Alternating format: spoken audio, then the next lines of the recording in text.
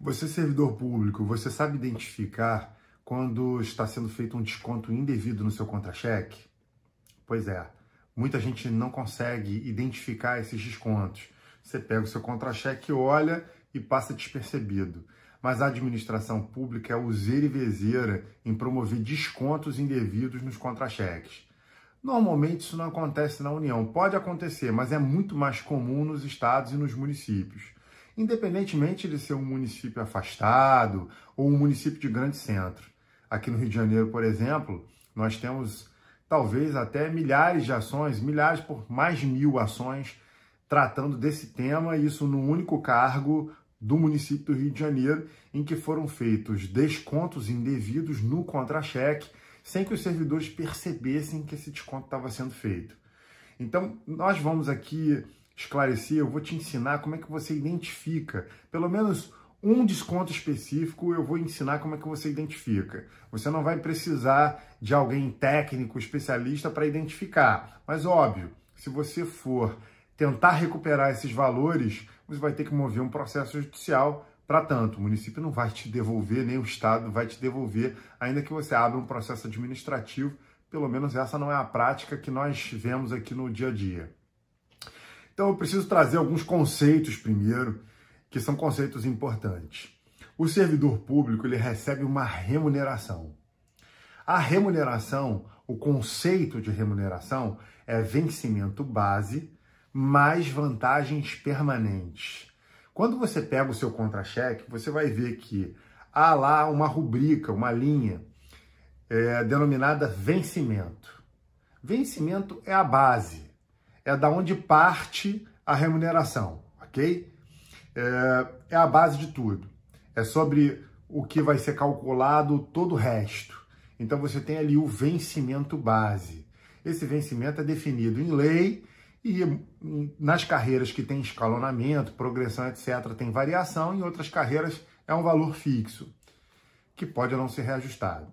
Muito bem. Então nós temos aqui o vencimento base e as vantagens permanentes. Me dá um exemplo de vantagem permanente. Por exemplo, o triênio, que não existe na União, mas você encontra nos estados e nos municípios, o triênio, que é o adicional por tempo de serviço, ou seja, a cada 3 anos completados, a pessoa recebe um acréscimo sobre o vencimento. 10%, depois 5%, mais 3 anos 5%, mais 3 anos 5%, até o limite de 7%. No meu exemplo aqui, que é o município do Rio de Janeiro, né? O primeiro triênio são 10% e os subsequentes são 5%. Aí vai acrescentando 10, 15, 20, 25, 30%. E aí ele incide sobre o quê? A base de cálculo dele qual é? O vencimento base. Então 10% sobre o vencimento. Você recebe o vencimento base mais a vantagem permanente, porque no momento que você implementa a condição é essa, os 3 anos completos, né, sem faltas injustificadas, etc., de efetivo exercício, você faz jus aos 10% previstos na lei. Então, essa é uma vantagem permanente, portanto, ela compõe a remuneração. Tá, mas tem algumas vantagens que não são permanentes, verdade. Que tipo de vantagens são essas? Olha, você tem um mundo de vantagens que não são permanentes. Eu digo mundo porque há milhões, milhares de nomenclaturas diferentes. Cada município, cada estado vai dar uma nomenclatura diferente. Agora, elas giram normalmente em torno de uma mesma ideia. Então você tem, por exemplo, uma gratificação de encargos especiais, gratificação de difícil acesso, gratificação. Então você pode pegar o nome principal, que é a gratificação, e acrescentar ali o detalhe de acordo com a natureza daquela gratificação. Essas gratificações, por natureza, elas são temporárias, elas não são permanentes. Óbvio, é possível, dependendo do caso concreto, até porque direito não é uma ciência exata, você trabalha ali com várias vertentes, com possibilidades, com interpretação de norma, é possível que você até tenha uma gratificação denominada de gratificação e que ela seja permanente, ok? Como é a gratificação por tempo de serviço, adicional, na verdade, né? Por tempo de serviço, mas em alguns lugares recebe nome de gratificação.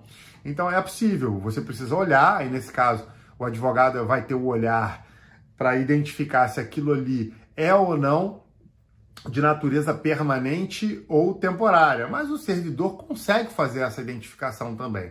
Você vai olhar, no caso concreto, para ver se aquilo ali se incorporou ou não, se a lei diz que a partir daquele momento você recebe e não cessa, ou se você está recebendo uma gratificação pelo exercício de uma função. Por exemplo, eu exerço uma função especial, tá? Uma gratificação pelo desempenho de uma atividade especial. É uma gratificação que, enquanto você exercer aquela atividade especial, você recebe. Então, pela própria natureza dela, você consegue identificar, na maioria dos casos, se aquilo é temporário ou se aquilo é definitivo.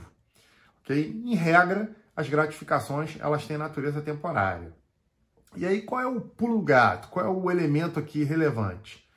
Vamos falar de um tema aqui que foi objeto de decisão do Supremo Tribunal Federal. O Supremo discutiu a questão do desconto previdenciário.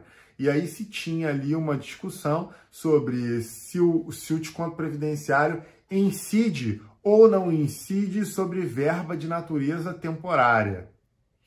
E o Supremo decidiu que, sendo a verba de natureza temporária, os valores descontados não vão ser calculados para a aposentadoria do servidor.